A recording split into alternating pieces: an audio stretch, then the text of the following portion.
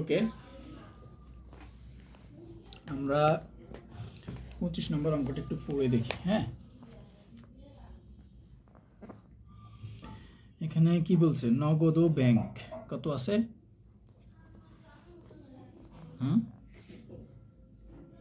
নগদ ও ব্যাংক কত আছে এখানে? নগদ ও ব্যাংক আছে 23,000 টাকা। এটা কি আমাদের প্রারম্ভিক সম্পদ না সমাপনী সম্পদ? আচ্ছা, নগদ ও ব্যাংক এটা কি প্রারম্ভিক না সমাপনী? প্রারম্ভিক স্যার, এটা প্রারম্ভিক, তাহলে এটা প্রারম্ভিক সম্পদ। তারপরে চাঁদ, আমরা কত সালের অঙ্ক করতেছি এখানে? 2017 সালের অঙ্ক করতেছি না আমরা এখানে। আচ্ছা, তাহলে এখানে দেখো তো চাঁদা এখানে কয়টা আছে? 16, 17, 18 তিনটে আছে। 17 সালে চাঁদা পাইছি 30,000 টাকা। কত টাকা পাইছি? 30,000 টাকা। 16 সালের পাইছি 2,000 টাকা। এগুলা সব 17 সালেই পাইছি। কোন সালে পাইছি? 17 সালেই পাইছি। বাট 17 সালে পাইছি 16 সালের চাঁদা, 17 সালে পাইছি 17 সালের চাঁদা, 17 সালে পাইছি 18 সালের চাঁদা। তাইলে পরবর্তী বছরের চাঁদা পাইলে ওটাকে ধরা হবে অগ্রিম, আর আগের বছরের চাঁদা পাইলে ওটাকে ধরা হবে বিগত বছরের বকেয়া। বিগত বছরের বকেয়া আবার কিন্তু প্রারম্ভিক সম্পদ। ঠিক আছে, প্রারম্ভিক সম্পদ। তাইলে এটাও আমাদের মুনাফা জাতীয় আয়। এবার আসে আমরা বিনিয়োগের সুদ দেখি। বিনিয়োগের সুদ কত টাকা? 3,000 টাকা। মাথায় রাখবা, এই বিনিয়োগের সুদ 3,000 টাকা যেটা দিছে, এইটা আমরা ধরে নিব এটা আমরা নগদ পাইছি, কিন্তু আমাদের এক্সট্রা বিনিয়োগের সুদ বাহির করতে হবে। আমাদের এইখানেও নতুন বিনিয়োগ আসতে পারে, তারপরে প্রারম্ভিক বিনিয়োগ থাকতে পারে যেটা বছরের শুরু থেকেই আছে, ওইটা আমরা নিজেরা বের করে দেখব যে বিনিয়োগের সুদ কত আসে। বিনিয়োগের সুদ ধরো 4,000 আসতে পারে, আমরা নিজেরা বের করে দেখলে ওই ক্ষেত্রে আমরা ধরে নিব যে 3,000 টাকা আমরা পেয়ে গেছি আর 1,000 টাকা বকেয়া আছে। ঠিক আমার কথা কি বুঝতে পারছো? জি স্যার। অর্থাৎ আমাদের বিনিয়োগের সুদ যেটা দেওয়া থাকবে এটাকেই আমরা ফাইনাল ধরে নিব না, আমরা নিজেরা বিনিয়োগের সুদ বাহির করব। তথ্য যা যা দেওয়া থাকবে সমন্বয়ে এবং প্রাপ্তি প্রদান হিসাবের মধ্যে যেখানে যেখানে যা তথ্য দেওয়া থাকবে বের করে আমরা দেখব যদি বিনিয়োগের সুদ 3,000 টাকা থেকে বেশি হয়, যত টাকা বেশি হবে ওইটারে আমরা বকেয়া বিনিয়োগের সুদ হিসেবে ধরে নিব। ক্লিয়ার? তারপর আসো উইলকৃত ধন সম্পদ। উইলকৃত কি সম্পদ? উইলকৃত সম্পদ 15,000। এই যে একটা হচ্ছে মূলধন জাতীয় প্রাপ্তি, তারপর হচ্ছে অনুদান প্রাপ্তি, এটাও মূলধন জাতীয় প্রাপ্তি। এই মূলধন জাতীয় প্রাপ্তির সমন্বয় যদি বলে যে এটার এত % মুনাফা জাতীয় হিসেবে ধরে নাও বা ধার্য করা হলো, তখন ওইটারে তুমি ধরে নিবা। ঠিক আছে, মুনাফা জাতীয় যদি দেখাইবা যত % বলছে তারা সমন্বয়ে বলবে তত %। বিবিধ প্রাপ্তি বা অন্যান্য প্রাপ্তি বা অন্যান্য প্রধান, এগুলা সবসময় মুনাফা জাতীয়ই হয়। কি হয়? এগুলা মুনাফা জাতীয়ই হয়।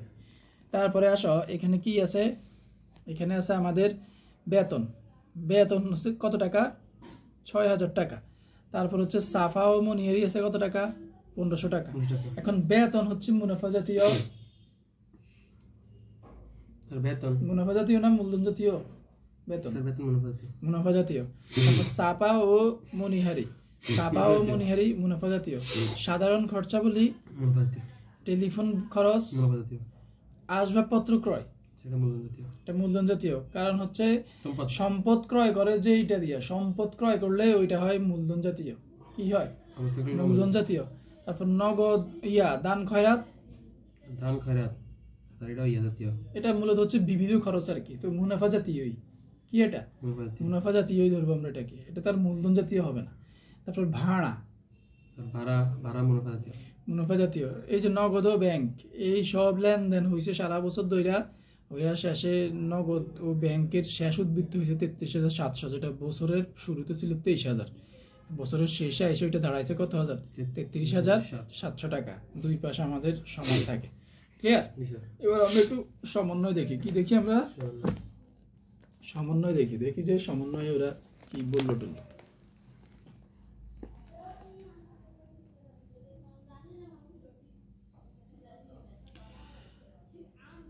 এখানে সমন্বয় আছে আমাদের 1টা 2টা 3টা 4টা 5টা, নাম্বারিং আছে 5টা, আবার একটা সমন্বয়ের ভিতরে আরো 1-2টাও থাকতে পারে।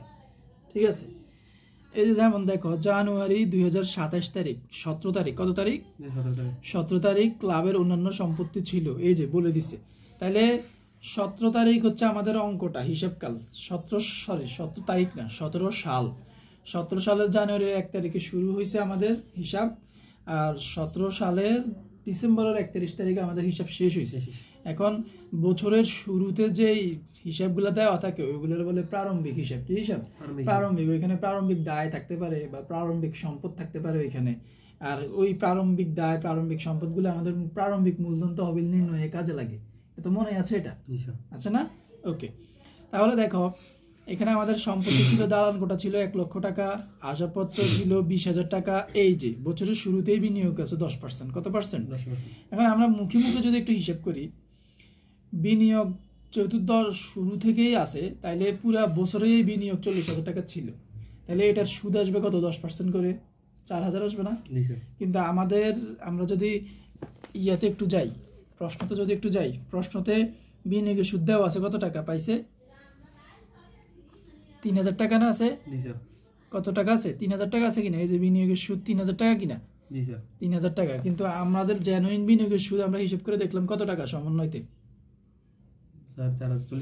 40,000-এর 10% 4,000 টাকা। এই যে তার মানে 3,000 টাকা পাইছে, 1,000 টাকা বকে আছে। এটা আমাদের হিসাব করে নিতে হবে। এই জন্য আমাদের বিনিয়োগের সুদ নিয়ে কাজ হচ্ছে আমরা নিজেরা সুদ বাইর করব, তারপর আমরা দেখব যে প্রাপ্তি সমূহের মধ্যে কোনো ধরনের সুদ প্রাপ্তি বা বিনিয়োগের সুদ আছে কিনা, ওইটার সাথে আমরা সমন্বয় করব বা অ্যাডজাস্ট করে নিব। এবার আসো তাহলে 2 নং সমন্বয়তে যাই। ওইখানে কি বলছে? এখানে বলছে বেতনের 1,000 টাকা বিগত বছরের জন্য পরিশোধ করা হয়েছে। এটার মূল কথা হচ্ছে আমাদের এইখানে যে বেতনটা আছে, কি আমাদের এখানে যে বেতন একটা আছে 6,000 টাকা। কত হাজার টাকা? 6,000 টাকা কি বেতন। এই 6,000 টাকা আমরা জানি 2017 সালে অর্থাৎ এই বছরেই বেতনটা প্রদান করছে। কিন্তু আমরা সমন্বয়ে নতুন কিছু জানতে পারছি, সেটা হচ্ছে কি বেতন এই বছর যেটা প্রদান করছে এখানে শুধু এই বছরেরই বেতন দেওয়া হয় নাই, গত বছরের একটা বেতন বাকি ছিল। কি ছিল? গত বছরের একটা বেতন বাকি ছিল। ওই বাকি বেতন এই বছর পরিশোধ করা হয়েছে এই বছরের বেতনের সাথে। তাহলে আমরা গত বছরের কোনো খরচকে এই বছর আমরা নিয়ে আসবো? আসবো না, আনবো না। কারণ হচ্ছে আমাদের একটা নীতি আছে অব্যবসায়ী প্রতিষ্ঠানের হিসাব রক্ষণে। এখানে আয় ব্যয় বিবরণীতে আমরা শুধুমাত্র চলতি বছরের আয় এবং চলতি বছরের ব্যয়গুলোকেই অন্তর্ভুক্ত করতে পারবো। যদি আমাদের চলতি বছরের আয় এবং চলতি বছরের ব্যয়ের মধ্যে বিগত বছর অর্থাৎ আগের বছরের কোনো ব্যয় অথবা আগের বছরের কোনো আয় অথবা ভবিষ্যতে যে বছরগুলো আসতেছে অর্থাৎ অগ্রিম আসন্ন বছরের কোনো কিছু যদি আমাদের আয় ব্যয়ের মধ্যে ঢুকে থাকে, আমরা সেটাকে মাইনাস করে বাদ দিয়ে দিব। কি করে দিব? বাদ দিয়ে দিব। এখন এখানে বলছে বেতন 6,000 টাকা, কিন্তু আমাদের সমন্বয়ে বলছে কি এখানে 1,000 টাকা বিগত বছরের আছে। তাহলে এই 6,000 থেকে আমরা 1,000কে বাদ দিয়ে দেখাবো এবং বিগত বছরের খরচকে আমরা কি ধরি? বকেয়া বিগত বছরের বকেয়া খরচটা আমরা ধরি প্রারম্ভিক দায়। মনে থাকবে এই কথাটা? বিগত বছরের বকেয়া খরচকে আমরা প্রারম্ভিক দায় ধরি, আর বিগত বছরের বকেয়া আয়কে আমরা কি ধরি? প্রারম্ভিক আয়, প্রারম্ভিক সম্পদ। তোমার মনোযোগ তো এখানে নাই, তোমার স্কেল রাখো। তোমার কথা ওইখানকার কথা শুনতেছো তুমি বসে বসে।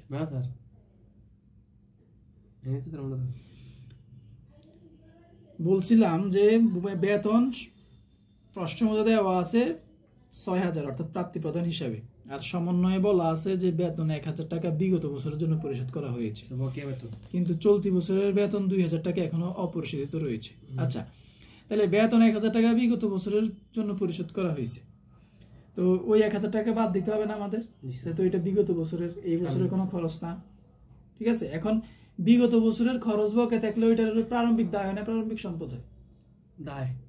আর বিগত বছরের বকেয়া আয় হইলে প্রারম্ভিক সম্পদ। এগুলা কেন জানা লাগতেছে? এগুলো জানা লাগতেছে ওই যে নগদ তোমার মূলধন তহবিল নির্ণয়ের সময় প্রারম্ভিক মোট সম্পদ বিয়োগ প্রারম্ভিক মোট দায় নির্ণয় করতে হয় না?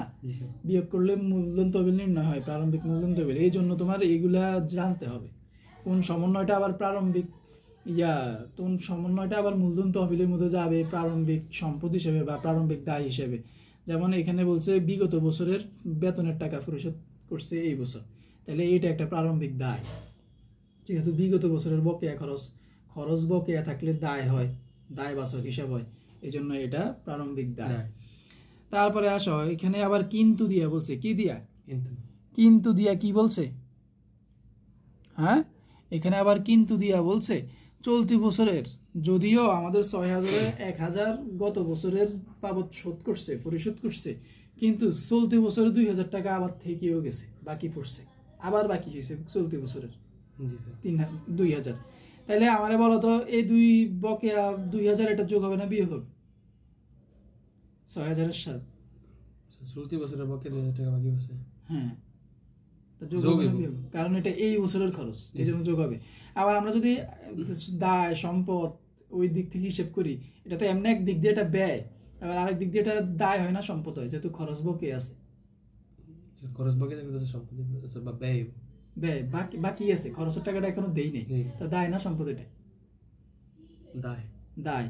এই যে আগামী বছরে ধরো আমরা এখন 17 সালের অঙ্ক করতেছি, আমরা যদি 18 সালের অঙ্কতে চলে যাই, তাহলে এই বকেয়া টাকাটা 18 সালের শুরুতে দেখাবে না, তখন এটা প্রারম্ভিক দায় হবে না?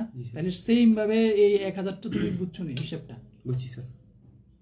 ওকে, তাহলে এটারে আমরা যোগ করে দিব, ঠিক আছে? এই বছরে এবার আসো 3 নং সমন্বয়। সাফা ও মুনিহারি খরচ 500 টাকা বকে আছে। কত আছে? খরচ 500 টাকা বকে আছে। এখন আমাদের অঙ্কতে কি বলা আছে? আমাদের অঙ্কতে বলা আছে সাফা ও মুনিহারি হচ্ছে 1500। এটা কি ব্যয়? এটা সাফা ও মুনিহারি 1500 টাকা। আর সমন্বয়ে বলা আছে কি সাফা ও মুনিহারি খরচ 500 টাকা বকে আছে। তাইলে এটা কোন বছরের? এটা এই বছরের। কোন বছরের? এটা এই বছরের। তাহলে আমরা সাফা ও মুনিহারি, আবার স্কেল নিচে, সাফা ও মুনিহারি 1500-এর সাথে আমরা এই বছরের বকেয়া 500 টাকাও আমরা যোগ করে নিব। কি করব? এই বছরের বাকি 500 টাকা যোগ করে নিব। এখন বলো তো,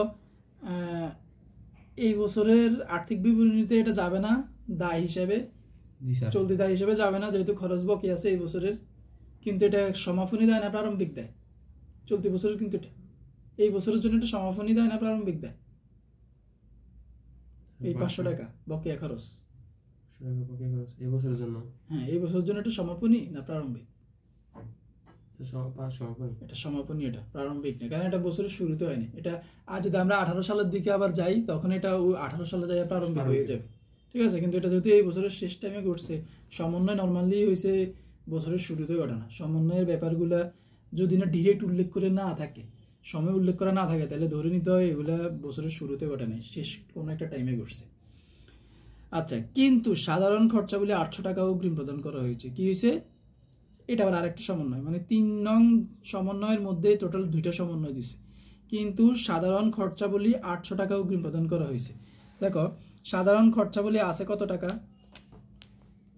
এই যে সাধারণ খরচা বলি কত টাকা আছে এখানে? 4,800 টাকা আছে। তাইলে এটা যেহেতু 17 সালের প্রাপ্তি প্রদান হিসাব, অর্থাৎ 17 সালে আমি এই জিনিসগুলো প্রদান করছি, আর 17 সালে আমি এই জিনিসগুলো আমি পাইছি। কি এই জিনিসগুলো আমি পাইছি 17 সালে, আর এই জিনিসগুলো আমি 17 সালে প্রদান করছি। তাইলে সাধারণ খরচা বলি বাবদ আমি 4,800 টাকা দিছি, প্রদান করছি। তার মানে তো আমি ধরে নিচ্ছি এগুলা 17 সালের ঘটনা, 17 সালের সাধারণ খরচা বলি। কিন্তু সমন্বয়ে বলে দিছে না, এখানে আগামী বছরের জন্য কিছু আছে, অন্তর্ভুক্ত আছে। তাহলে আমরা কি আগামী বছরের খরচকে এই বছরে অন্তর্ভুক্ত করবো? এটা আমরা বাদ দিয়ে দেখাবো। তাহলে আমরা 4,800 থেকে আমরা বাদ দিয়ে দেখাবো 800 টাকা। কত টাকা বাদ দিয়ে দেখাবো? 800 টাকা বাদ দিয়ে দেখাবো। তাহলে এই সমন্বয়টা ক্লিয়ার? ক্লিয়ার। এবার আসো, চলতি বছরের চাঁদা এখনো 4,000 টাকা আদায় হয়নি। কোন বছরের? চলতি বছরের। তাইলে এখানে সবকিছু মেনশন করে দেখাইছে যে আমরা এই 16 সাল বলি, 17 সাল বলি, 18 সাল বলি, এগুলা সবগুলোই আমরা 17 সালে পাইছি। কোন সালে পাইছি আমরা? এগুলো 17 সালেই পাইছি। জাস্ট এখানে সাল দিয়া বুঝাইয়া দিছে যে আমরা 17 সালে পাইলেও এই যে 16 সাল বরাবর 2000 লেখা যে, এটা আসলে 2016 সালের চাঁদা ছিল। এটা কত সালের চাঁদা ছিল? 16 সালের চাঁদা ছিল, পাইছি 17 সালে। আর 2017 সালে 30,000 পাইছি, এটা 17 সালের এই চাঁদা 17 সালেই পাইছি। তাহলে 17 সালের আয় শুধু এটাই, আরও সমন্বয় আছে, ওইটাও আসবে। আর 2018 সালের 17 সালে আরেকটা টাকা পাইছি, যেটা 2018 সালের, তাহলে এটাও অগ্রিম, এটাও আমরা এখানে আনবো না, আমরা শুধুমাত্র 17 সালের গুলো আনবো। তো আমাদের সমন্বয়ে জানি কি বলছিল, আবার একটু দেখে নেই। এখানে বলছে চলতি বছরের চাঁদা এখনো 4,000 টাকা আদায় হয়নি। তার মানে 17 সালে 30,000 টাকা পাইছি, আর পাই নাই কত টাকা? 4,000 টাকা। ওই 4,000 টাকাও আমরা যোগ দিব চলতি বছরের বকেয়া চাঁদা নামে, যেহেতু এটা এই বছরের আয় এই জন্য আনবো এটা। আর 16 আর 18 আমরা আনবো না, কারণ এটা এই বছরের আয় না। যদি 16 এবং 18 এই 2000 অর্থাৎ 1000 16 সালের আর 18 সালের চাঁদা যদি 30,000-এর মধ্যে অন্তর্ভুক্ত থাকতো, তাহলে আমরা এটাকে বিয়োগ করে দেখাইতাম। যেহেতু অন্তর্ভুক্ত না, সেপারেট করে দেওয়া আছে, এই জন্য আমরা আর ওইগুলো নিয়ে কাজ করবো না। আমরা ডাইরেক্ট 17 সালের 30,000 নিয়ে আসবো, আর 17 সালে আর একটা বকেয়া ছিল 4,000 টাকা, ওইটাও আমরা যোগ করে দেখাবো চলতি বছরের বকেয়া চাঁদা। ক্লিয়ার? তারপরে বলছে 5 নং সমন্বয়ে দালান কোটার উপর 5%, আজবপুত্রের উপর 10% অবচয় ধার্য করো। কি করো? দালান কোটার উপর 5%, আজবপুত্রের উপর 10% অবচয় ধার্য করো। Concept clear? জি স্যার। ওকে, যদি কনসেপ্ট ক্লিয়ার হয় তাহলে আলহামদুলিল্লাহ। এবার আমরা মূলত অঙ্ক শুরু করব। কি করব আমরা? অঙ্ক শুরু করব আমরা। অঙ্ক শুরুর জন্য আমরা সর্বপ্রথম বিশদ আয় বিবরণী লিখে নেই। পেন্সিলও আছে? পেন্সিল লাগবে না, সমস্যা নাই। আমরা লিখব মূলত সৃজনী স্মৃতি সংঘ। প্রতিষ্ঠানের নাম কি? সৃজনী স্মৃতি সংঘ। সৃজনী স্মৃতি সংঘ।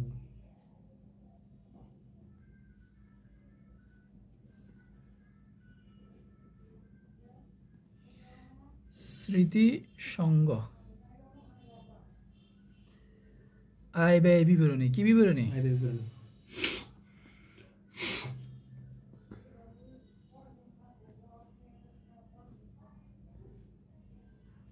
এটা মূলত দীর্ঘ ইকার। আয় ব্যয় বিবরণী হিসাব। সাল হচ্ছে 2017 সালের 31 ডিসেম্বর তারিখের জন্য।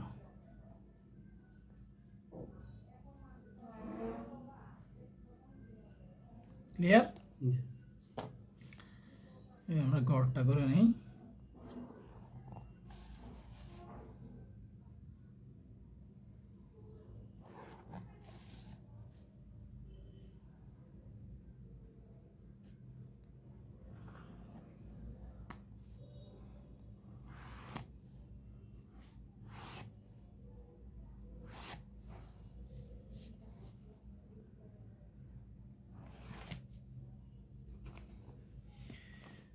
ওকে, ঘর করলাম।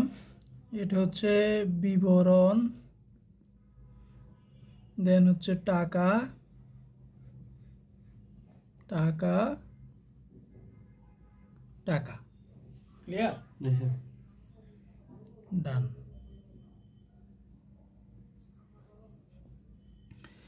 আচ্ছা, আমরা সর্বপ্রথম লিখবো আয়সমূহ। সর্বপ্রথম কি লিখবো আমরা? আয়সমূহ। আয়সমূহ। আয়সমূহের মধ্যে প্রথমে লিখবো চাঁদা। লিখবো কি? লিখবো প্রথম চাঁদা। চাঁদা আয় কত সাল? এটা 2017 সাল। আমরা করতেছি কত সালের অঙ্ক? 17 সালের অঙ্ক করতেছি আমরা। তাহলে 17 সালে আমাদের চাঁদা কত? 17 সালে আমাদের চাঁদা হচ্ছে 30,000 টাকা। কত টাকা? 30,000 টাকা। আমরা এটা লিখে নিলাম, যেহেতু কাজ আছে আমরা ভিতরে লিখছি এটা। তারপর যোগ চলতি বছরের বকেয়া চাঁদা। সমন্বয়তে আছে আমাদের। কোন সমন্বয়তে আছে? যে আমাদের চলতি বছরের বকেয়া চাঁদা, এটা আছে আমাদের 4 নম্বর সমন্বয়। চলতি বছরের চাঁদা এখনো 4,000 টাকা আদায় হয়নি, তার মানে বকেয়া চাঁদা।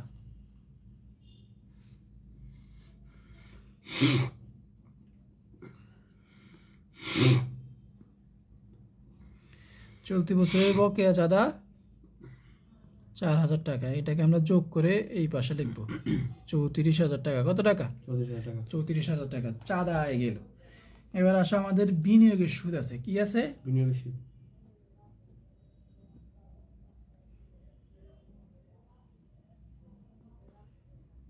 বিনিয়োগের সুদ আচ্ছা কত টাকা আমাদের? 3,000 টাকা। কত টাকা? 3,000 টাকা। 3,000 টাকা। আর বকেয়া বিনিয়োগের সুদ আছে না আমাদের আবার?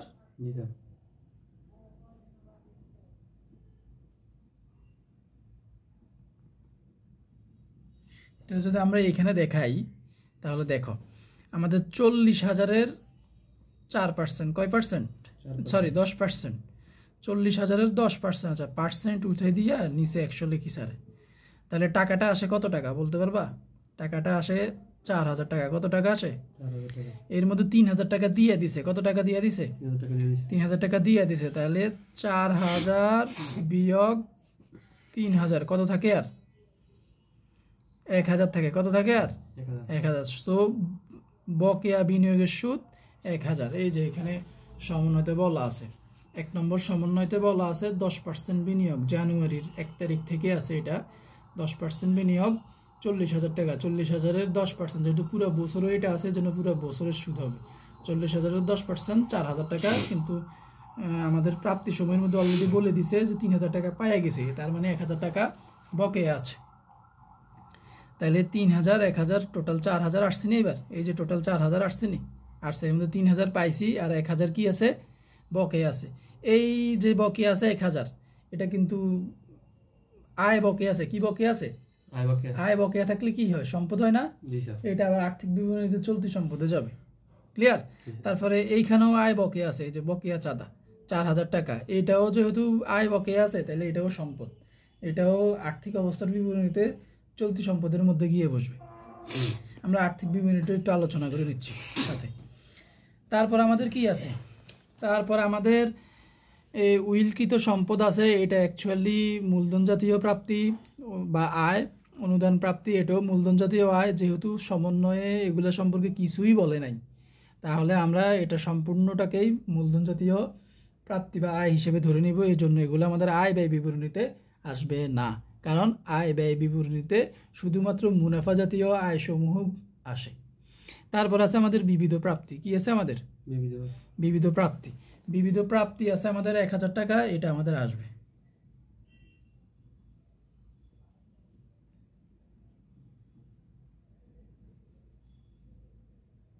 এই আয় বলতে আমাদের এইটুকুই হয়েছে 34,000, আর 4,000 হয়েছে 8,000, 8,000 আর 1,000 হয়েছে 34,000 আর 4,000 হয়েছে 38,000, 38,000 আর 1,000 হয়েছে কত হাজার? 39,000। ক্লিয়ার? মাথায় ঢুকছে না ঢুকে নাই? 34,000, 4,000, 8,000, 9,000। এটা হচ্ছে মোট আয়। এটা হচ্ছে আমাদের কি আয়? মোট আয়। মোট আয়। এবার আমরা লিখব ব্যয় সমূহ। কি লিখব? ব্যয় সমূহ বাদ ব্যয়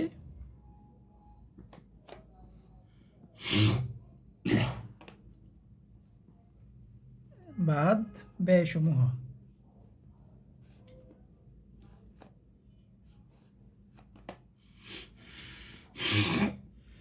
আসো, ব্যয় সমূহের মধ্যে আছে আমাদের সর্বপ্রথম আছে আমাদের বেতন। কি আছে আমাদের? বেতন আছে 6,000, সাফা ও মনিহারি আছে 1,500, তারপর সাধারণ খরচাবলী আছে 4,800। এগুলোর সবগুলোতে সমন্বয় আছে। আমরা সমন্বয়গুলোও করতে হবে আমাদের। তাইলে আমরা লিখব বেতন আছে 6,000। যেহেতু সমন্বয় আছে এই জন্য ইনার কলামে লিখতেছি, সমন্বয় না থাকলে এখানে লিখতাম। বেতন আছে 6,000। এর মধ্যে বলছে বিগত বছরের বেতন। কোন বছরের বেতন? সমন্বয়তে আছে বিগত বছরের বেতন। কোন বছরের? বিগত বছরের বেতন। এই যে সমন্বয়তে বলছে, দেখো বেতনের 1,000 টাকা বিগত বছরের জন্য। কোন জন্য? বেতনের 1,000 টাকা বিগত বছরের জন্য পরিশোধ করা হয়েছে। তাইলে এই 1,000 টাকা বাদ যাবে, যেহেতু এটা এই বছরের খরচ না। ওকে, তাহলে থাকে 5,000। কত থাকে? 5,000।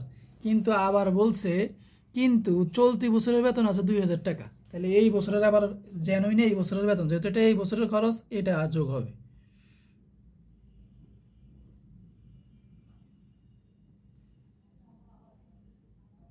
চলতি বছরের বেতন কত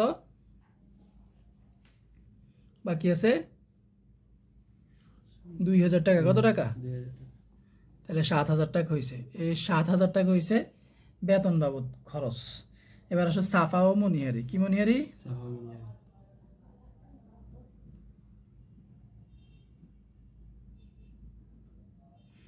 সাফা ও মনিহারি। সাফা ও মনিহারি আমাদের এই খরচ দেওয়া আছে 1,500, কিন্তু এটা সমন্বয় আছে। কি আছে? এটার সমন্বয় আছে। সাফা ও মনিহারি 1,500, এবং সমন্বয়ে বলা আছে যে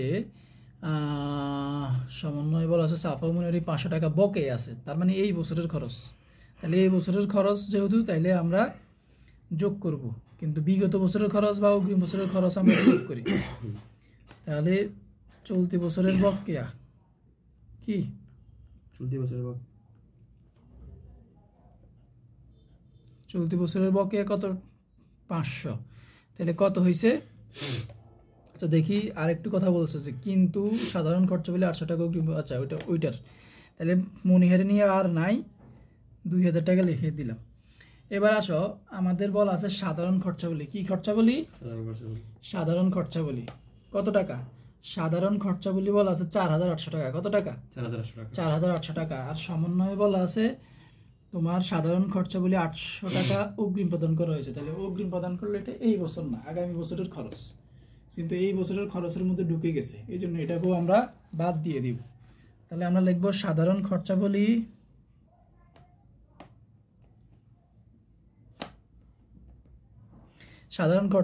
হইছে কত? সাধারণ খরচা বলি বাবদ প্রদান করছি কত? 4800 প্রাপ্তি ও প্রদান হিসাবে এটা আছে। আর অগ্রিম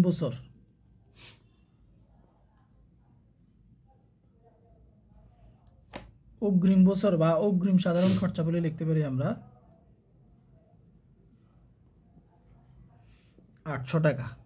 সমন্বয়ে দেওয়া আছে 800 টাকা, তাহলে থাকে 4000 টাকা। ক্লিয়ার?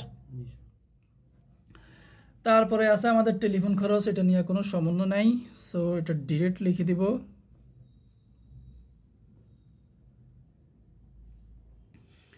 টেলিফোন বিল খরচ কত আমাদের?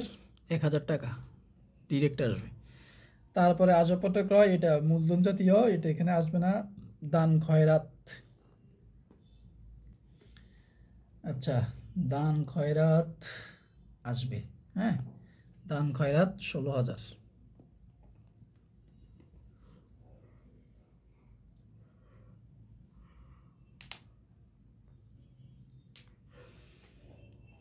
ওকে। তারপরে আছে আমাদের ভাড়াও আসবে, ভাড়া নিয়ে কোনো সমন্বয় নাই, তো ডিরেক্ট বসে যাবে। যা দেওয়া আছে, ভাড়া দেওয়া আছে 14000। প্রাপ্তি প্রদান হিসাবের প্রদানসমূহের মধ্যে 14000 নিয়ে আসছি, কাজ শেষ। তাহলে আমাদের 7000, 2000, 4000, 1000, 16000, 14000। আমরা যদি আমরা যোগ করি, আচ্ছা আমাদের আরও কিছু খরচ বাকি আছে। সমন্বয়ে আমাদের কি বলছে? সমন্বয়ে আমাদের বলছে দালান কোটার উপর 5% অবচয় আর আসবাবপত্রের উপর 10% অবচয়। কিসের উপর? দালান কোটার উপর হচ্ছে 5% অবচয়, সমন্বয়ে বলছে, আর আসবাবপত্রের উপর 10% অবচয়। এর মধ্যে দেখো, আমরা দেখব প্রারম্ভিক দালান কোটা আর আসবাবপত্র কত আছে। দালান কোটা বছরের শুরুতে ছিল 1 লাখ, আর আসবাবপত্র বছরের শুরুতে ছিল কত হাজার? 20,000। তাহলে এই দুইটার উপর পূর্ণ বছরের অবচয় হবে। আবার আমরা এই ইয়েতে যদি দেখি, প্রাপ্তি ও প্রদান হিসেবে যাইয়া যদি আমরা দেখি, আসবাবপত্র ক্রয় করা হয়েছে 8000 টাকার। কত টাকার? 8000 টাকার। তারিখের দিকে যদি আমরা একটু ভালোভাবে নজর দেই, 1 তারিখ 7/17, তার মানে 7 নম্বর মাসের 1 তারিখে কিনছে, তার মানে এটা ইউজ হয়েছে কতদিন? 6 মাস ইউজ হয়েছে, লাস্ট 6 মাস। কয় মাস? এটা কি বুঝতে পারছো? জি স্যার। না বুঝো নাই? আসলে বুঝছো না? জি স্যার। 1/7/17 স্যার। অর্থাৎ আমাদের হিসাব তো শুরু হয়েছে জানুয়ারির 1 তারিখ থেকে, কিন্তু এইটা কিনা হয়েছে 6 মাস, 7 নম্বর মাসের 1 তারিখ থেকে। 6 মাসেই তো ডিসেম্বর 1 তারিখ থেকে হিসাব শেষ হলে 6 মাস ব্যবহার করছি, 6 মাসের অবচয় হবে এটা। ঠিক আছে? তাহলে 8000 টাকার হবে 6 মাসের অবচয় আসবাবপত্র, আর 20,000 টাকার হবে পুরো বছরের অবচয়।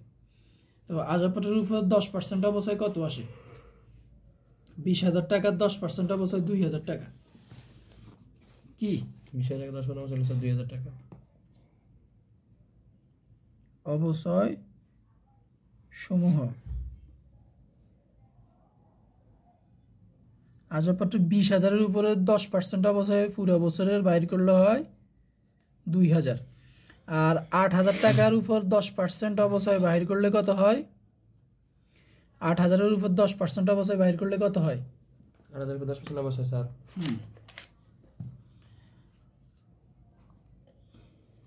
8,000 × 10%।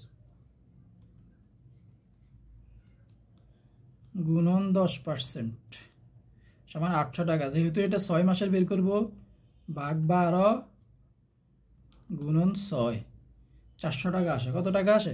400 টাকা। 400 টাকা। তাহলে 2000 যোগ 400 সমান কত? 2400। এটা হচ্ছে আসবাবপত্রের অবস্থা। এবার আসো দালান কোঠা। দালান কোঠা নতুন করে কিছু হয় নাই, প্রারম্ভিকে যেটা আছে 1 লাখ টাকা ওইটাই। তবে দালান কোঠার উপর অবস্থা বের করতে বলছে 5%।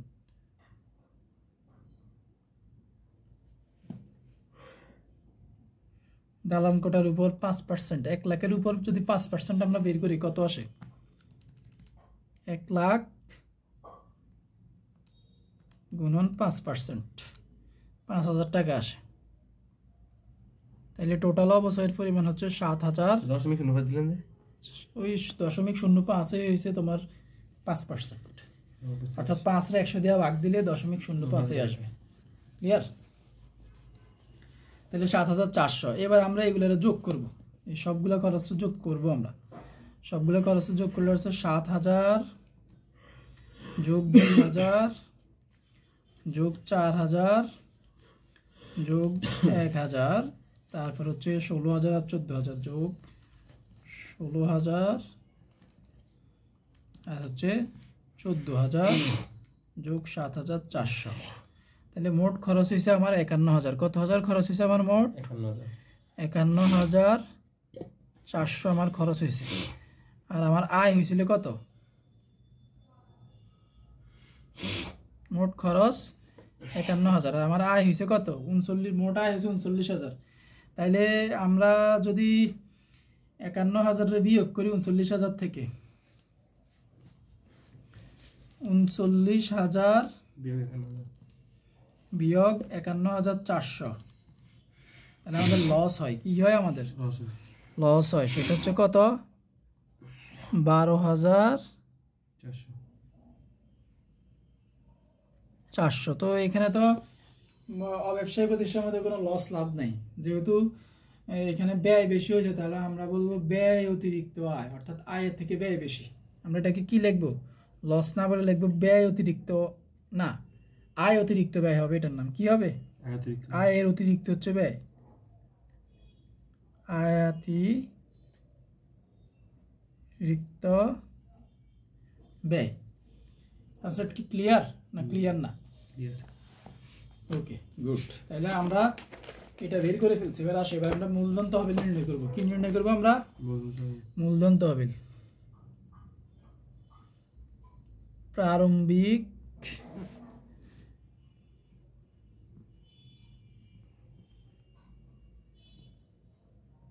মূলধন তহবিল।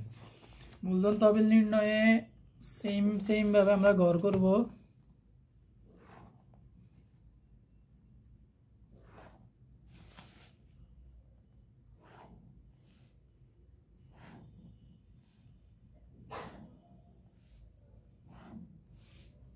তিন ঘর নাও লাগতে পারে, 2 ঘরেই যথেষ্ট। তারপরেও স্যারে করলাম।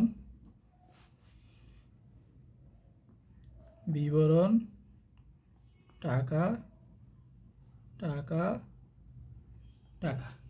ক্লিয়ার? আমরা লিখব প্রারম্ভিক সম্পদ। কি সম্পদ? প্রারম্ভিক সম্পদ সমূহ বের করব আমরা আগে।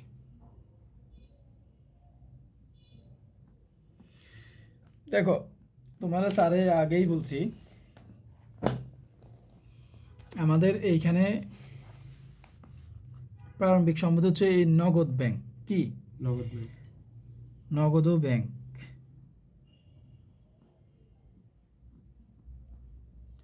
নগদ ব্যাংক কত? 1/17 সাল, অর্থাৎ এটা প্রারম্ভিক। টাকা কত? 23000।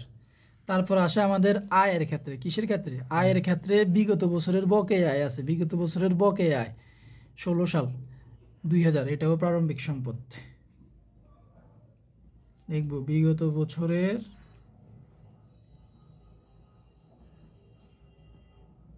বকেয়া চাঁদা 2000। এখানে আর কোনো প্রারম্ভিক সম্পদ নাই, তবে আমাদের সমন্বয় আছে আরো প্রারম্ভিক সম্পদ। সমন্বয়ে প্রারম্ভিক সম্পদ আছে তোমার দালান কোটা আছে 1 লাখ। কত আছে? দালান কোটা আছে দালান কোঠা আছে 1 লাখ টাকার। তারপরে আছে আসবাবপত্র আছে 20,000। কত আছে? এগুলো বছরের শুরুর হিসাব।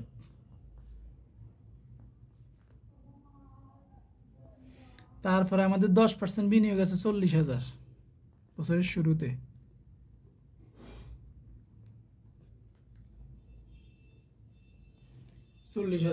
ক্লিয়ার? দেখো আর সমন্বয়ের মধ্যে আছে বেতন আছে বিগত বছরের বকেয়া। তোমার আগেই বলছে এটা দায় হবে। কি হবে? এটা প্রারম্ভিক দায় হবে। তারপরে আরেকটা খরচ আছে তোমার চলতি বছরের বেতন 2,000 টাকা এখনো অপরিশোধিত আছে, এটা হবে না মনিহারি, কিন্তু সাধারণ এটাও আসবে না। চলতি বছরের চাঁদা এটা আসবে না। বেতন সাফা মনিহারি এটা রানিং বছরের, শুধু এটাই বিগত বছরের আছে খরচ বেতন বাবদ 1,000। আর কি বিগত বছরের কোনো খরচ বা আয় আছে? দেখো তো সাধারণ খরচ বলে এটা অগ্রিম, এটা আসবে না, এটা পরের বছরের। তাইলে আর নাই দায়, শুধু এক খরচ বকেয়া খরচ শুধু একটাই আছে। কয়টা আছে? একটাই আছে বিগত বছরের বকেয়া খরচ, সেটা হচ্ছে বেতন। তাহলে এটা যদি আমাদের মোট সম্পদ হয় প্রারম্ভিক, এটার আগে যোগ করে ফেলে। 23,000 যোগ 2,000 যোগ 1 লাখ যোগ 20,000 যোগ 40,000, 1,85,000 হয়েছে আমাদের প্রারম্ভিক মোট সম্পদ। এবার আমরা লিখব বাদ প্রারম্ভিক দায় সমূহ। কি প্রারম্ভিক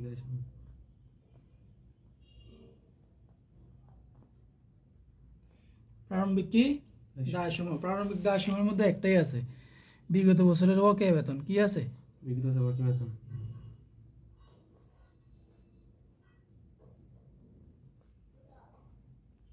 কত টাকা?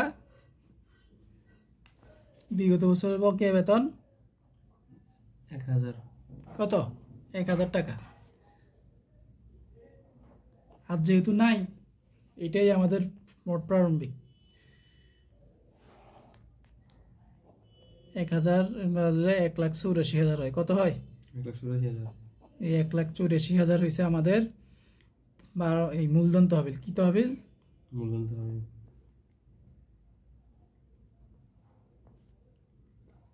মূলধন তহবিল। ক্লিয়ার? এবার আমরা করবো আর্থিক অবস্থার বিবরণী। কি করবো এবার আমরা? আর্থিক অবস্থার বিবরণী। আর্থিক অবস্থার বিবরণী করার জন্য আমরা ঘর তৈরি করব সর্বপ্রথম। তার আগে আমরা নাম লিখি সৃজনী স্মৃতিসংঘ। কি স্মৃতিসংঘ? সৃজনী স্মৃতিসংঘ। সৃজনী স্মৃতিসংঘ।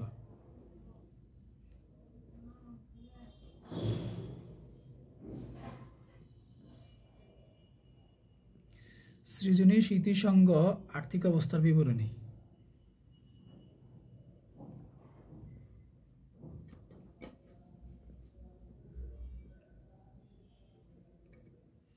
সাল লিখব কি আমরা? 31 ডিসেম্বর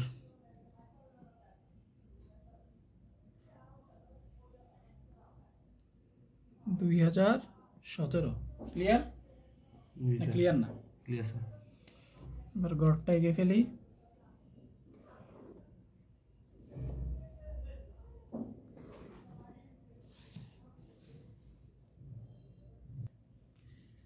তাহলে আমরা গড়টা কমপ্লিট করে ফেললাম। এইটা কেন ইয়া করো? এটা তোমার কি করছে? গড়টা কমপ্লিট করে ফেললাম।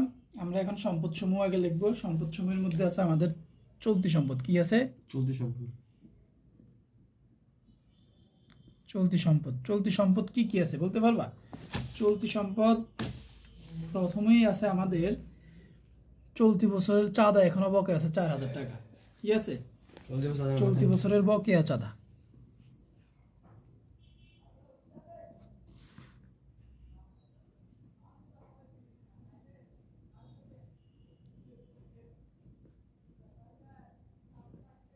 বকেয়া চাঁদা কত হাজার টাকা? 4,000 টাকা। তারপর আছে আমাদের বিনিয়োগের সুদ আমাদের টোটাল আয় কত? বিনিয়োগের সুদ আমরা পাইছি কত টাকা? 3000 টাকা। কিন্তু আমাদের টোটাল বিনিয়োগের সুদ বাবদ আয় হয়েছে কত? আমাদের 4000 টাকা। কত টাকা আয় হয়েছে আমাদের? 4000 টাকা। এই যে এখানে যদি খেয়াল করো, বিনিয়োগের সুদ আমাদের টোটাল আয় হয়েছে 4000 টাকা। এর মধ্যে বকেয়া আছে 1000 টাকা। বকেয়া বিনিয়োগের সুদ, যে আয় বকেয়া থাকলে এটাকে কি বলে? সম্পদ বলে। এটাও আমরা এখানে নিয়ে আসবো।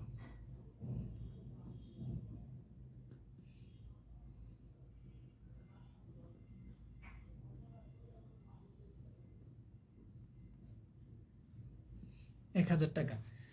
তারপরে আছে আমাদের চলতি সম্পদ আছে আমাদের, খুব সিম্পল, এটা আমাদের আসবে এখানে নগদ ও ব্যাংকের সমাপনী মজুদ। কোনটা? নগদ ব্যাংকের সমাপনী মজুদ কত টাকা? 33,700 টাকা। কত টাকা? 33,700 টাকা। রে কাটা গেল রে।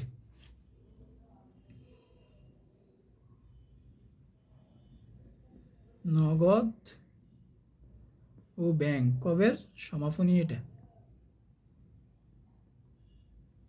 17 সাল। 33,700 টাকা। ক্লিয়ার? আর কি কিছু বাকি আছে আমাদের, যেটা চলতি বছরের সম্পদ? আর কি কিছু বাকি আছে? আমরা একটু সমন্বয়ে নজর দিই। চলতি বছরের সম্পদ, চলতি বছরের চলতি সম্পদ,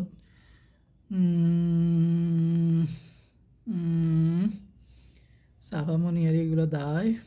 কিন্তু এই যে সাধারণ খরচা বলে 800 টাকা অগ্রিম প্রদান করা হয়েছে না, এই 800 টাকা চলতি সম্পদ। 800 টাকা কি সম্পদ? ব্যয় অগ্রিম প্রদান করলে, ব্যয়ের টাকা অগ্রিম দিয়ে দিলে ওইটা কি হয়? সম্পদ হয়। কি হয় ওইটা? জানো এটা? জানো এটা? ব্যয় টাকা অগ্রিম দিয়ে দিলে সম্পদ হয়। হ্যাঁ, ওইটা সম্পদ। ব্যয় এখনো হয় নাই, আগামী বছর ব্যয়টা হবে, আমি অগ্রিম দিয়ে দিয়েছি টাকা, তাহলে ওইটা আমার সম্পদ। ওইটা আমার, তাহলে এই যে সাধারণ খরচা বলে 800 টাকা অগ্রিম দিয়েছি, এটা আমার সম্পদ হবে না? এটা আমার সম্পদ হবে।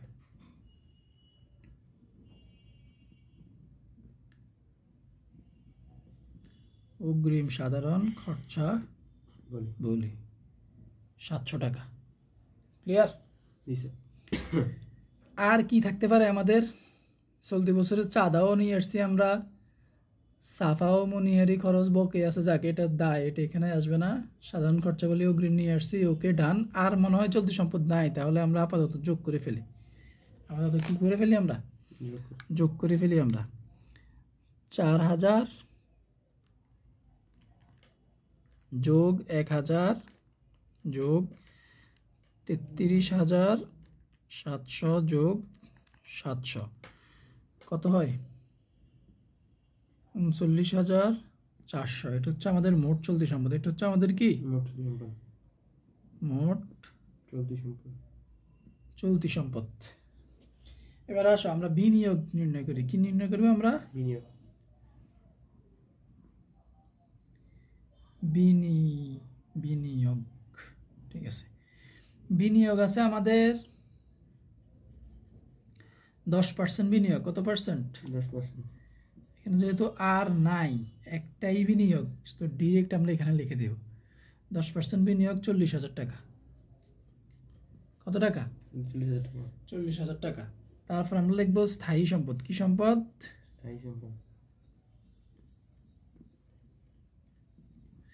স্থায়ী সম্পদ সমূহ। স্থায়ী সম্পদ সমূহের মধ্যে আমরা 3টা জিনিস দেখতে পাই। আসবাবপত্র দেখতে পাই, তার না 2টা জিনিস, আসবাবপত্র আর দালান কোঠা। কি দেখতে পাই?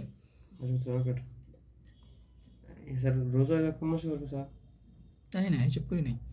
আসবাবপত্র আছে আমাদের কত? আসবাবপত্র আছে আমাদের নতুন আছে 20,000 আর পুরাতন আছে 8,000। নতুন আছে 20,000, পুরাতন আছে 8,000। 2টা মিলে কত হবে? 20,000 আর 8,000, 28,000 হবে না? তারপর বাদ অবশ্যই। অবশ্যই হয়েছে আমাদের টোটাল কত আসবাবপত্র? কইতে পারবা? আমাদের আসবাবপত্রের অবশ্যই হয়েছে টোটাল 2,400, 2400 টাকা অবশ্যই হয়েছে। এখন 28,000 থেকে 2400 যদি আমরা বাদ দিই কত হয়? 25,600। কত হয়? 25,600 আছে আসবাবপত্র। আর যদি আমরা দালান কোঠা দেখি, দালান কোঠা আছে আমাদের 1 লাখ টাকার। কত টাকার? 1 লাখ টাকা। দালান কোটা আছে 1 লাখ বাদ অবশ্যই 5%, 1 লাখের 5% অবশ্যই হয়েছিল আমাদের 5,000। কত ছিল? 5,000। যদি এখানে স্যারে একটু দেখাই দিই কীভাবে 5% আসছে, এইভাবে আসছে, ঠিক আছে? 5,000 তাইলে হয় কত? 95,000 হয়। কত হয়? 95,000। আর কি কোনো সম্পদ আছে? না স্যার নাই। তাহলে 25,600 যোগ 95,000, 1,20,600। 1,20,600। এবার আমরা তিনোটারে যদি যোগ দিই, এটা হচ্ছে মোট সম্পদ, মোট স্থায়ী সম্পদ।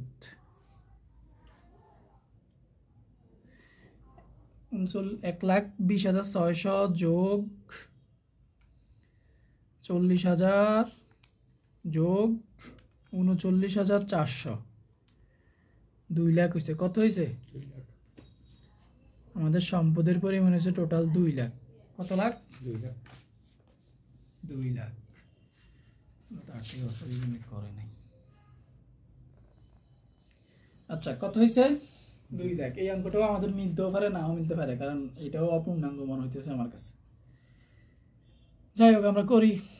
2 লাখ হয়েছে সম্পদ।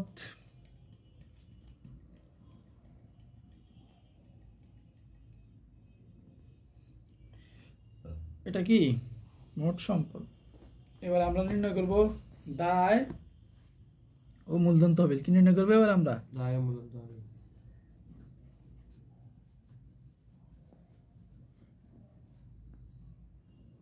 দাগ দিয়ে রাই যেন বোঝা যায়, সেপারেট করে দিলাম আর কি। দায় ও মূলধন তহবিল। আসো, দায়ের মধ্যে আছে আমাদের প্রথম আনবো আমরা চলতি দায়কে আনবো। কোনটাকে আনবো আমরা? চলতি দায়কে। চলতি দায়কে নিয়ে আনবো। চলতি দায়ের মধ্যে আমাদের বেশি কিছু নাই এখানে। এখানে চলতি দায়ের মধ্যে আছে আমাদের 2018 সালে যে 1,000 টাকা দিছে না, এই যে 2018 সালে চাঁদা, অগ্রিম চাঁদা পাইছি 1,000 টাকা, এইটা আসবে। অগ্রিম চাঁদা আসবে, ঠিক আছে? কত টাকা? 1,000 টাকা। তারপরে আমাদের বেতন বকে আছে চলতি বছরের। কত আছে? চলতি বছরের বকে বেতন আছে 2,000 টাকা, এটা আসবে। চলতি বছরের বকেয়া বেতন 2,000 আসবে। তারপর আছে আমাদের কি? সাফা ও মনিহারি খরচ বকে আছে 500 টাকা। কি আছে? সাফা ও মনিহারি বকেয়া, সাফা ও মনিহারি, সাফা ও মনিহারি 500 টাকা। আর কি বকে আছে খরচ আমাদের? সাধারণ খরচা বলি না, এটা তো সম্পদ, এটা আসবে না। এটাও সম্পদ, এটা আসবে না, চলে আসছে। আর কোনো কিছু স্যারে খুঁজে পাচ্ছি না আপাতত। চলতি দায় স্যারের মতে এই 3টাই আছে। ওকে, সাফা মনিহারি 2,000, 1,500, 2,000, 1,500, আর নাই, এইটাই ধরে নিলাম। 3,500 হয়েছে চলতি দায়, মোট চলতি দায়। এবার আসো মূলধন তহবিল। কি তহবিল? মূলধন তহবিল। মূলধন তহবিলের মধ্যে আমাদের প্রারম্ভিক মূলধন তহবিল কত?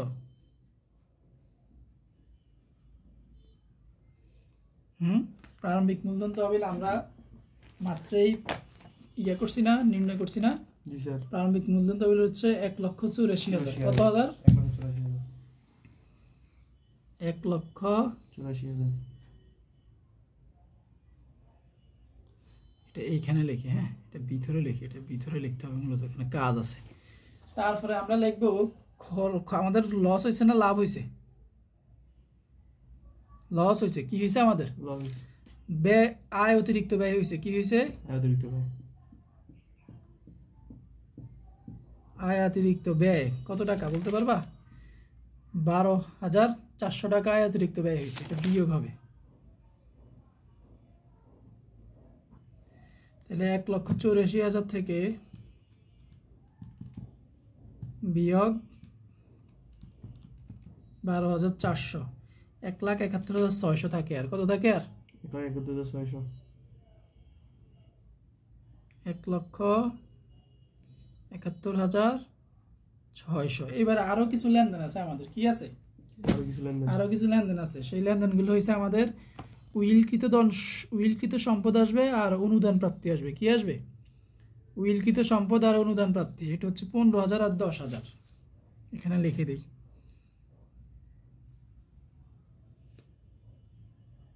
উইলকৃত সম্পদ কত? 15,000। নিচের দাগটা না দিলে আইটা যেত। তারপরে হইছে অনুদান প্রাপ্তি। কি প্রাপ্তি? অনুদান প্রাপ্তি 10,000। এই তিনটারে যোগ করে এখানে বসাবো, আর কিছু নাই আশা করি। 1,71,600 যোগ 15,000 যোগ 10,000, 1,96,600। কত হয়েছে? 1,96,600। 1,96,600। কিন্তু মিলে নাই তো, এখানে তো আরো 500 টাকা কম হওয়া দরকার ছিল, তাইলে অঙ্কটা পুরো মিলতো। বুঝছো স্যারের কথা? এখন দুইটারে যদি আমি যোগ করি, যোগ 3500, তাহলে আসে 2,01,000 আসে। কত আসে? 2,01,000। 2,01,000 আসে। অঙ্ক কি আমাদের মিলছে? অঙ্ক আমাদের মিলে নাই। না স্যার, এখানে আসছে 2 লাখ, এখানে আছে সরি 2,01,000 না, 2,01,000। 2 লাখ কত? 100। এখন 100 টাকার পার্থক্য আমি স্যারে আগেই বলছি আমাদের এটা অপূর্ণাঙ্গ মনে হয়েছে। আর একটা জিনিস হতে পারে, আমাদের ক্যালকুলেশনেও কোথাও 100 মিস্টেক হইতে পারে। কি হইতে পারে? 100 আমাদের কি হইতে পারে? মিস্টেক হইতে পারে, ক্যালকুলেশনে মিস্টেক হইতে পারে। কিন্তু আমাদের ক্যালকুলেশন হয়তো মিস্টেক হয় নাই, বা আমরা কোথাও লিখতে ভুল করছি, কারণ পার্থক্যটা খুবই স্বল্প। 100 টাকা, 100 টাকা বেশি হয়েছে এই পাশে। অগ্রিম চাঁদা নিয়ে কোনো ঝামেলা নাই। 1,000 অগ্রিম চাঁদা, তারপরে 2,000 এটা, 500 এটা। তারপরে আয়াতিরিক্ত ব্যয়ের ক্যালকুলেশনটা একটু চেক দিবা। তারপরে হচ্ছে মূলধন তহবিল একটু চেক দিবা। তারপরে এইটাও ক্যালকুলেশন একটা চেক দিবা। চেক দিলে হয়তো মিলে যাবে, আর যদি মিলে নাই যায় তাহলে এটাই আনসার। ঠিক আছে, এটাই আনসার, কারণ অঙ্কটা আংশিক অঙ্ক দিছে বইতে ওরা। ওকে, বুঝছো? এটা তোমার সেকেন্ড অঙ্ক, পূর্ণাঙ্গ অঙ্ক স্যারে দেখাই দিছি কিভাবে পূর্ণাঙ্গ অঙ্ক করতে হয়।